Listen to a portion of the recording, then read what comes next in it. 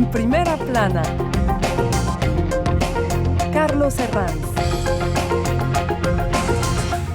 Bienvenidos en Primera Plana, un programa de Radio France Internacional y de France 24. Esta semana ponemos el foco en España, que vive intensos días políticos con la decisión de Sánchez de seguir al frente del poder, y todo ello en la antesala de unas interesantísimas elecciones en Cataluña que vamos a analizar en este estudio, con dos historiadores hispanistas y con dos colegas de la prensa. Saludo ya a Adeline Rucuá, historiador hispanista. Bienvenida. Muchas gracias. Buenos días. Rafael Prus, compañero del diario La Opinión. Bienvenido. Buenos días, Carlos.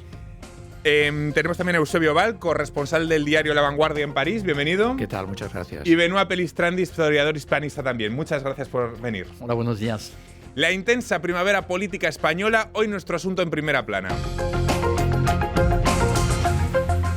Bueno, los últimos días en España han sido de vértigo. El presidente Pedro Sánchez decidía continuar después de amagar con una dimisión fundamentada en el acoso que viven él y su esposa tras una investigación abierta donde muchos, sin embargo, han visto cálculo estratégico y otros directamente puro teatro.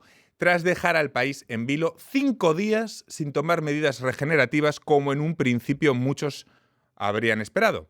Aún es complicado entender lo que le ha pasado a Sánchez en la antesala de unas elecciones catalanas donde en principio su partido, los socialistas, son favoritos, pero donde hay mucho en juego en esa competencia con sus socios independentistas tras dar luz verde, recuerden, a la controvertida ley de amnistía que ha permitido a Sánchez lograr sus apoyos necesarios tras las elecciones de julio pasado para gobernar en Madrid. Un rompecabezas de poder que hoy vamos a intentar analizar. Repasemos lo que dice la prensa. Diario La Vanguardia. Sánchez dice que se queda para regenerar la política. El presidente sostiene que seguirá con más fuerza. Diario Ara. Sánchez agita el inicio de la campaña en Cataluña. Y el periódico Sondeo Gesop para el PSC, los socialistas catalanes, se afianzan y el duelo de independentistas es por la segunda plaza entre Junts, independentistas de derechas, y RC, independentistas de izquierdas, del presidente actual de Cataluña, Pere Aragonès. Bueno, con el paso de los días, no sé si van teniendo claro lo que ha pasado en España o si les asaltan más dudas que certezas. ¿Por qué? ¿Les convence alguna teoría o nos faltan datos y solo, no sé si la historia pondrá luz a lo que ha ocurrido en España y a este periodo de 5 días en vilo con la carta de Pedro Sánchez? ¿Qué les parece? Es un poco complicado porque la historia precisamente necesita tiempo para ver los resultados. Somos los periodistas los que vamos más a lo factual, ¿no? La historia, los historiadores necesitáis más dato frío. Los resultados de esta jugada, porque a fin de cuentas es una jugada, pues ya lo veremos, pero más tarde. Luego me sorprende un poquito que se le dé tanta importancia siempre a Cataluña, cuando ha habido elecciones en el País Vasco, hace 2 o 3 meses en Galicia también. O sea que en este momento en España pasan muchas más cosas. Pero es verdad que se ve desde fuera la política española como una especie de enfrentamiento entre Madrid y Barcelona. Eso también habrá que verlo con el tiempo.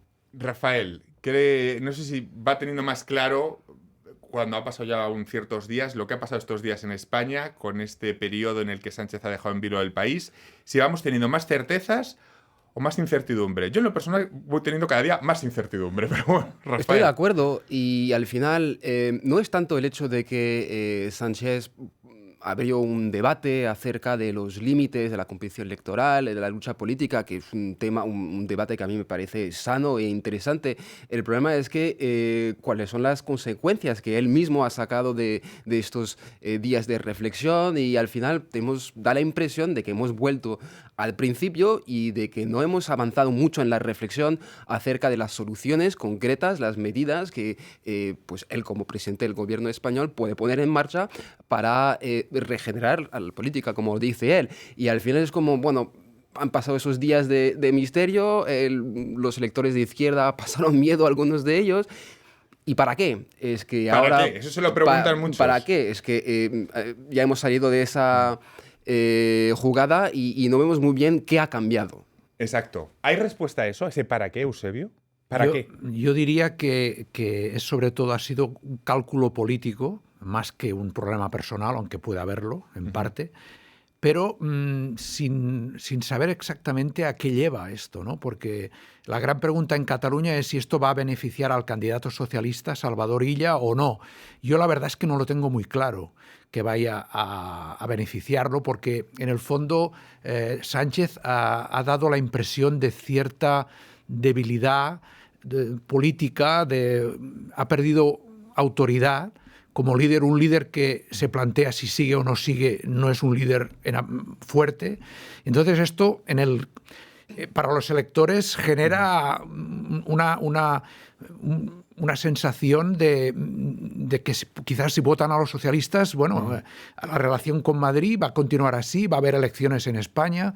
O sea, yo no tengo nada claro que el cálculo, si era para beneficiarlo en las elecciones catalanas, haya sido el cálculo correcto. Porque encima se le critican por los dos lados, por los que piensan que es puro teatro lo que ha hecho Sánchez y los que en principio empatizaron con una circunstancia que podría ser personal, ahora se dan cuenta que todo esto, ¿para qué? Si no se ha anunciado ningún tipo de medida, señor Pelistrandi. Yo creo que no hay que olvidar que uno de los rasgos muy fuertes del gobierno de Sánchez es haber llegado, tras una moción de censura, criticando a la corrupción sistémica del Partido Popular. Y no olvidemos que desde hace 4 meses el Partido Socialista Obrero Español está envuelto en varios escándalos, el famoso caso Coldo, durante la pandemia y tráfico de influencias, la duda sobre los asuntos de Begoña Gómez, la esposa de Pedro Sánchez. Y entonces eso naturalmente pues, ha debilitado la imagen del Partido Socialista frente a un Partido Popular que ha dejado atrás algunas cosas y con un Alberto Núñez Feijóo que intenta centrar el partido.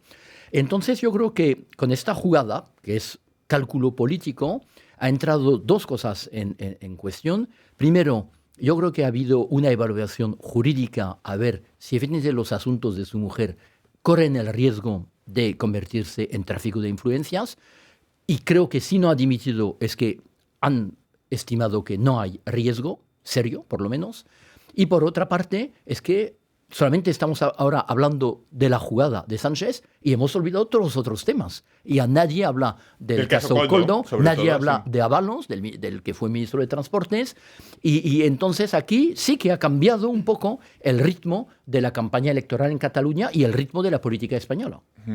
En España estos días se han abierto muchos debates, bueno, algunos tienen ecos en el mundo entero. Sánchez apuntaba con el dedo a los pseudomedios, a las noticias falsas, pero esto tampoco es una exclusividad en español. Aquí en Francia también, bueno, hay un regulador audiovisual, pero que también tiene límites. ¿Cómo se debe encarar este debate en España? ¿Cómo lo ven?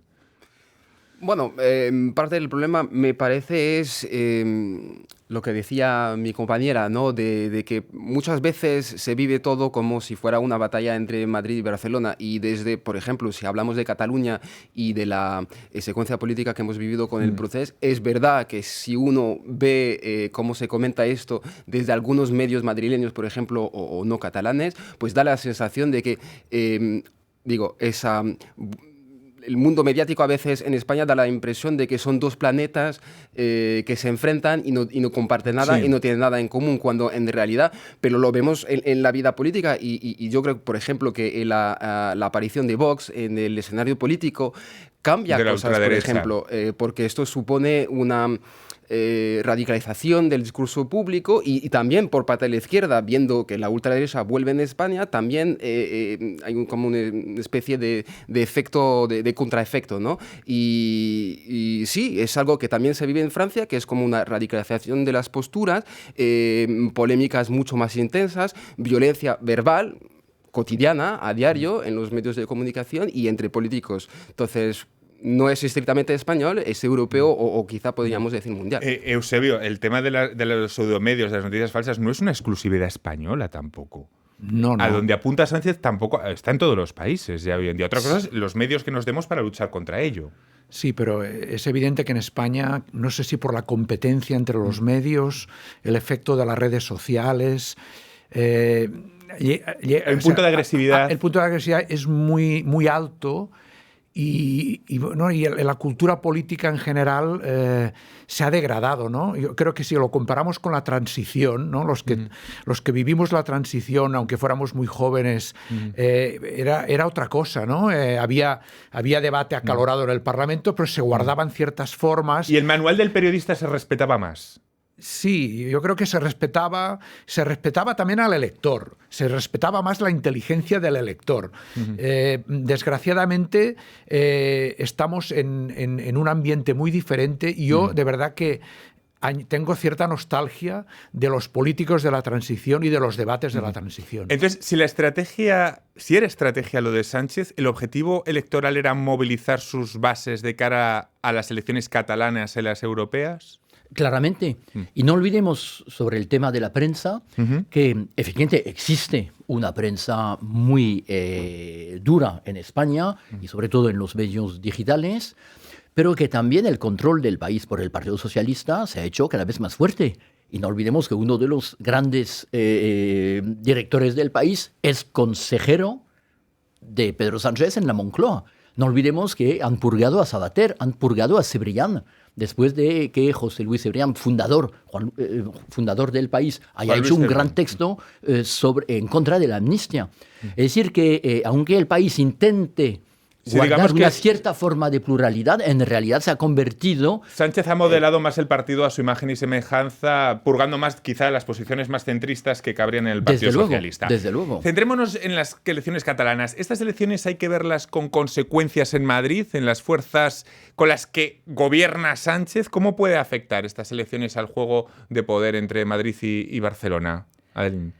Todo depende probablemente de quién vaya a ganar esas elecciones. Si es el Partido Socialista con Izquierda Unida, que es de izquierdas, independentistas de izquierdas, que son 3 o 4 partidos, creo, partiditos. Bueno, Esquerra, que tiene una... Esquerra, aunque la CUP pero hay va a más, quedar muy... la CUP. Si no gana o si se alía con Junts, o sea que ya es independentismo de derechas, vamos a decir, para simplificar. Ya veremos. Vuelvo a decir que esto hay que verlo. En cuanto a insultos y cosas así, creo que en la Tercera República, a finales del siglo XIX, era peor todavía. Lo que pasa, o sea, insultarse en el Parlamento es una cosa acostumbrada para los políticos. Lo que pasa es que ahora no se tiene mucho en cuenta, estamos hablando de prensa, ¿qué pasa con las redes sociales? Porque escapan realmente de todo control. También es que el adversario político ha pasado a ser el enemigo, ¿no? Sí. Entonces se radicaliza y yo creo que muchas veces la prensa intenta seguir un poco esa radicalización de las redes sociales. Lo que tampoco sabemos si plasma bien lo que hay en la calle, la sociedad, o si es una deriva política radicalizada que no plasma el estado de agresividad en la calle. Es una duda que les planteo. A vuelta de pausa vamos a entrar de lleno en lo que es las elecciones catalanas y lo que está en juego. Enseguida volvemos. Cada 30 minutos, France 24 les ofrece una actualización de los acontecimientos más importantes de América Latina y el mundo.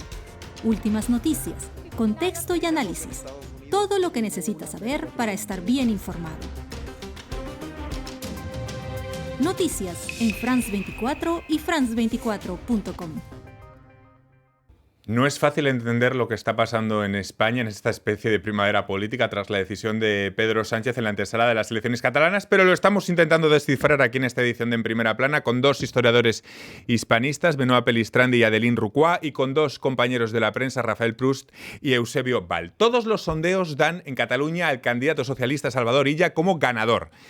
Le pregunto, Eusebio, ¿esto es el reflejo de la ley de amnistía que es plebiscitada en Cataluña como un brazo tendido del gobierno, o es el cansancio ya arrastrado y erosionado de varios gobiernos independentistas que han dejado la gestión de Cataluña en un segundo plano? ¿O hay parte de ambas? Yo creo que es en parte ambas, pero más el segundo factor, ¿no? Llevamos 12 años de procés que no ha conducido a nada, sino a enfrentamiento, a división interna entre los catalanes y, efectivamente, a dejar de lado la gestión de los servicios públicos que se ha deteriorado. Entonces la gente quiere un poco de tranquilidad. Y quizás muchos van a votar a Illa no porque sean socialistas sino simplemente por falta de alternativas, ¿no? Lo que pasa es que podría ganar, pero no ganar con mayoría, porque el voto va a ser muy atomizado. Y entonces la cuestión es con quién pacta, Claro. lo más probable es que pacte con Esquerra Republicana, los independentistas de izquierda que últimamente están como más moderados, pero de todas maneras el ejercicio del gobierno va a ser muy complicado y en Cataluña no se descarta incluso que haya que volver a votar para que surja una mayoría viable de gobierno. Es que puede haber vetos cruzados que bloqueen el gobierno de Cataluña, pero además el rompecabezas pero el político es También tremendo. está el factor abstención, porque en Cataluña la población, digamos, que procede de otras partes de España, no se siente muy identificada con estas elecciones y la abstención es altísima, incluso supera el 50%, lo que distorsiona los resultados, porque los independentistas que sí van a votar pues están sobrerepresentados en el Parlamento. Y eso es una realidad que complica la victoria de un partido no independentista como el Partido Socialista. Es que, Benoît, se pueden analizar estas elecciones en múltiples perspectivas. Están los posibles vetos. Está también el juego de la hegemonía soberanista, es decir, una lucha interna dentro de lo que es el independentismo. Pero está también cómo repercute en Madrid con los socios de gobierno desde Sánchez. El tablero se puede analizar por múltiples vías. Yo creo que efectivamente hay una cosa clave, es que la ley de amnistía, aunque haya sido votada por el Congreso de los Diputados, aún no es una ley. Es decir, que tiene que pasar por el Senado, volver al Congreso de los Diputados. Con lo cual creo que hasta que esta ley de amnistía no sea aplicable y aplicada, Junts tendrá siempre el interés de mantener el gobierno de Sánchez en vida, porque eso es absolutamente necesario. Gracias al indulto, no olvidemos que los de Esquerra, que ellos sí que han pasado por la cárcel y después el indulto, están otra vez en la vida política. Entonces eso creo que es la garantía de vida del gobierno Sánchez a medio plazo. Con lo cual, como vemos, los sondeos son dan un panorama bastante complicado. Yo creo que, efectivamente, la ventaja es que si hay bloqueo en Cataluña, eso permite a Junts seguir teniendo una palanca de presión sobre el gobierno Sánchez en Madrid. Y después, cuando tienen la ley de amnistía, se vuelve a votar en Cataluña y después dejan caer al gobierno de Sánchez. Pero eso es un cálculo que podría cambiar si Puigdemont decide, en esta última semana de campaña, dar un golpe de sorpresa. Es tremendo el rompecabezas político que menciona Benoît. Hay que ir anotando para no perderse. Adelino o Rafael, ¿qué les parece todo este rompecabezas que plantea Benoît? Pues lo que acabas de decir es complicadísimo. Yo creo que es complicado, además de entender para los franceses. Bueno, para los españoles ya lo es de por sí. Pero para los franceses, saber lo que es el estado actual, o sea, qué es una autonomía en España. La autonomía catalana, qué poderes o qué derechos tiene frente a otras o frente al gobierno central, cómo son las relaciones. Mientras no se explique esto... ¿Qué competencias tiene? Claro, porque aquí el Estado regional francés está mucho menos descentralizado. Exactamente, ¿por qué pide esto o lo otro? Financiación, no sé qué, en fin. Bueno, todo esto mientras no se cuente esto, va a ser complicado entender un poco el rompecabezas y lo que cada partido pide o quiere. Sería interesante ver cuál es la sorpresa que apuntaba el amigo Pelistani. Sí. Pues yo creo que el golpe de sorpresa sería que Puigdemont se presentara en Barcelona el último día de campaña, porque con eso obliga la judicatura y las fuerzas de seguridad a detenerle. Y eso sería romper completamente la campaña electoral en vísperas de la jornada de reflexión, ¿Creen que eso movilizar a su electorado. Como Sánchez ha dado un golpe de efecto, yo creo que Puigdemont tiene que volver a dar otro golpe de efecto. Porque es verdad que vemos, según los sondeos, que el golpe de efecto de Sánchez ha removilizado al electorado de izquierda. Y entonces yo creo que Puigdemont, que quiere sobrevivir a estas elecciones, que necesita sobrevivir a estas elecciones, porque sí hay... Necesita un golpe de efecto de esa altura. De esa altura. Eusebio, ¿de esto se habla en Cataluña Impresa Catalana? ¿Ese rumor existe o...? Yo no he visto este rumor, pero tiene cierta verosimilitud. es arriesgado, ¿no? Porque O quizá algún tipo de movimiento que se parezca, a lo mejor no exactamente... Pero es verdad que a veces, salvando mucho las distancias, en el 2004, cuando hubo el atentado de ETA en Madrid, la reacción que tuvo Aznar provocó un vuelco total, ¿no? No, ya digo que la situación era muy diferente, pero el impacto emocional que tendría en Cataluña una eventual detención de Puigdemont sería tremendo. o no detención. O sea, en ambos casos sería un terremoto preelectoral. Desde luego, el temblor del que ha hecho Sánchez no ha gustado en el independentismo. Ahora, la personalidad de Puigdemont se presta a este tipo de cosas. Sí. Parece como que ese es el ambiente de que algo con mediáticamente Puigdemont es va a muy pasar, pero no sabemos el qué. Es Porque verdad que... si es detenido es un escándalo al vísperas de las elecciones, y si no es detenido deja el gobierno en el ridículo. Y muchos sectores que iban a votar a Salvador Illa diciéndose pues es lo menos malo, que se quedarían en casa. ¿La amnistía y ahora un mal resultado independentista podría enterrar definitivamente el procés, Rafael? ¿Es ya algo enterrado o cómo lo Yo ves? diría que el proceso está enterrado Sí. en su dimensión original y tal y como se pensó cuando se declaró de manera unilateral la independencia, pero contando todo esto nos damos cuenta hasta qué punto es imposible que esas elecciones se centren en temas catalanes, estrictamente autonómicos, porque hay demasiados desafíos. O sea, la ley de amnistía, la mayoría de Sánchez, que está a unos escaños de perderla, su movida o su cálculo político, vemos que el ámbito nacional tiene demasiado peso en esos comicios catalanes, y ahora, claro, con la figura de Puigdemont, que tanto en Cataluña como en el resto de España es una figura, o sea, increíblemente divisora, ¿no? O sea, o la gente o le odia o es un héroe de la causa, ¿no? Entonces, claro, la ley de amnistía yo creo que se aprueba o no, pues va a ser un eterno tema de debate al final, ¿no? Sí. Adeline, ¿cree que un golpe de efecto como el que prevé Benoit por parte de Carles Puigdemont, de una figura tan imprevisible, al final de la campaña, sería un escenario, desde luego, realmente sorprendente que se presta la figura de Puigdemont a que no lo podamos imaginar?